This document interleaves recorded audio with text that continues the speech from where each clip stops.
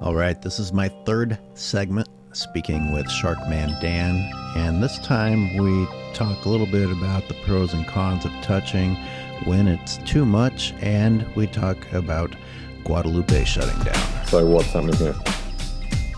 Tell me, this is some incredible visibility, calm conditions, and never-ending tiger sharks coming through. It's an amazing day. Oh, he just threw a piece of fish in that shark's mouth. So there's definitely feeding going on and a whole lot of touching. And I know you have specific feelings about touching. Is touching okay in this case? Is this not okay? Is this excessive? Or is it? Or if you're guiding the shark? Yeah, there does seem to be a difference between just touching for touching's sake and a redirection, which is probably what most people would try and say is what they're doing. If a shark is swimming straight towards you in a straight line and you've got the option of putting your hands out and stopping it or not, you're probably going to put your hands out and stop it. I think what's happening more so here, though, is the rubbing is to try and like... Oof. Yeah, it's crazy, isn't it? It's like it puts it into a trance almost. Did you see that bite, though?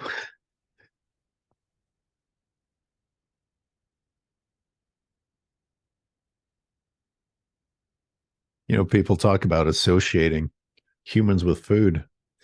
How come no one says sharks are going to associate humans with getting a little rub? Why aren't you giving me my massage? I mean, as far as trying to get footage, what a golden day. These two tiger sharks just won't stop. They're obviously very... If I was there that day and I was filming, I would probably feel a bit frustrated by the constant touching and rubbing, because that probably then means I don't use that shot. Because it's not the kind of natural behavior that me as a filmmaker or underwater cinematographer is after. I mean, having all the divers there in the shot as well is also obviously going to be a problem. On dives like this, I mean, this looks quite similar to somewhere like Bimini. I don't know if it is Bimini, just with the PVC pipes, or is it Tiger Beach? I normally try and put myself right on the end of that line of people so that you can see the sharks out in the blue. And I've had conversations with feeders in Bimini about with the hammerheads, because sometimes there's a little bit of showmanship there and kind of playing with the shark a little bit. And I've explained to a few of them that when you do that, I can't use that shot, because I don't really want to put that on social media, because it gives the wrong sort of impression, and I don't think it makes you guys look very good either.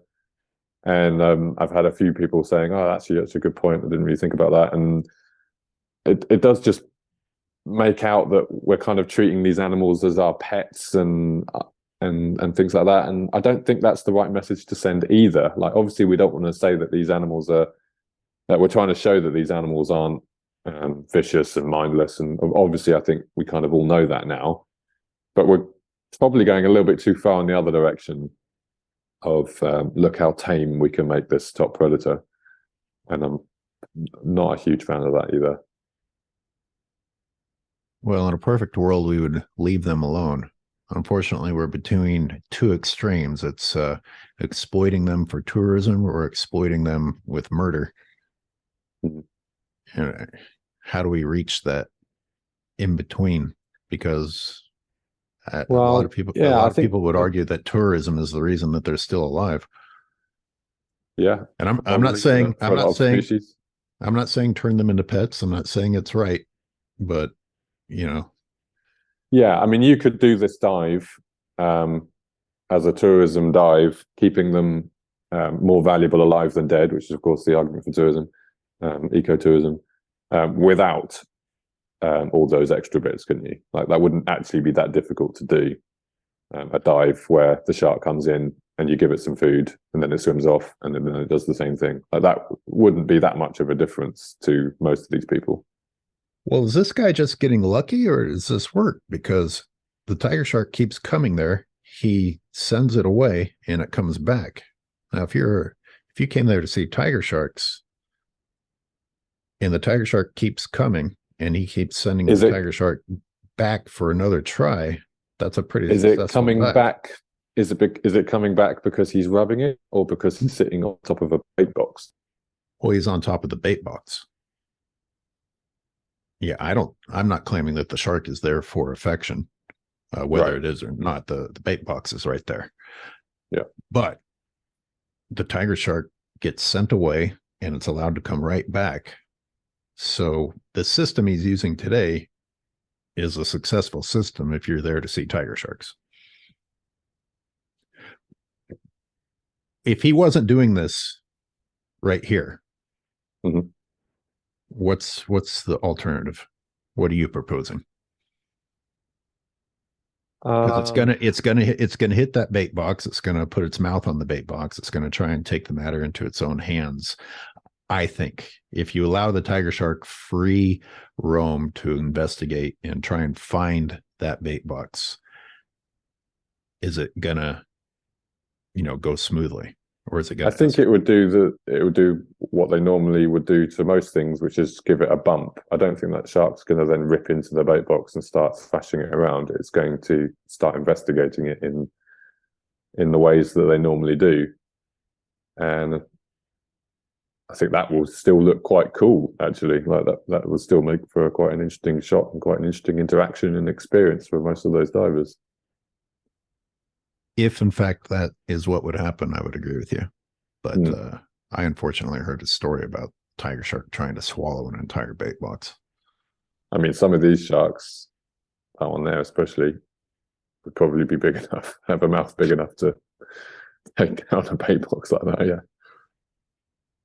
So as long as we're on the topic, and it's a hot issue, we're talking about the line between leaving sharks alone and helping them with tourism. What do you feel about Guadalupe shutting down?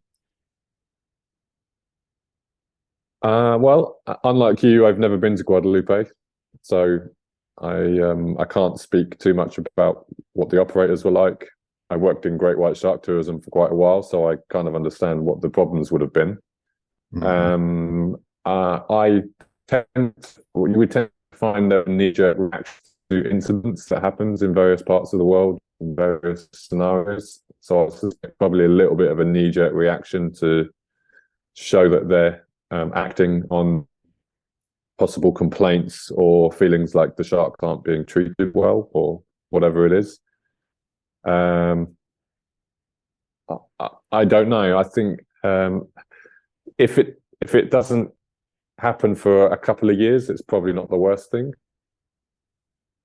But for long term, it probably does more harm than good, I would say.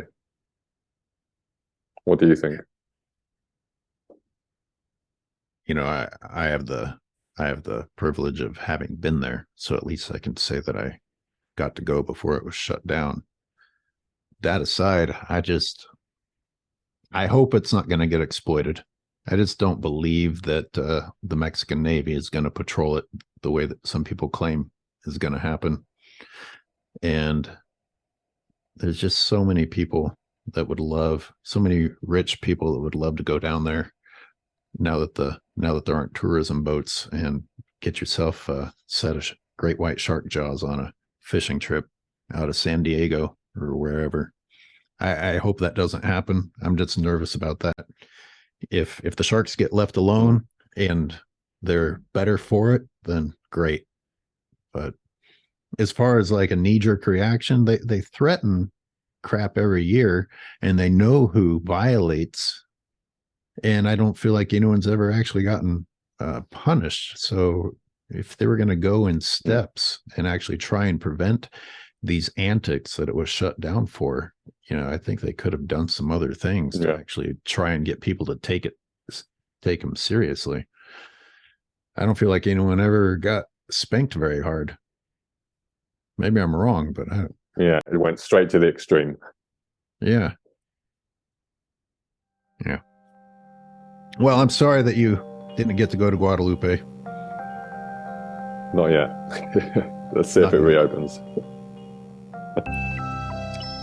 I want to thank Sharkman Dan for joining me for these first episodes. If you want to follow Sharkman Dan, he goes by Sharkman Dan on social media. And we're going to continue with the tiger shark theme, and I'm going to kick things off talking to Eli Martinez in the next episode. Hope you'll join me.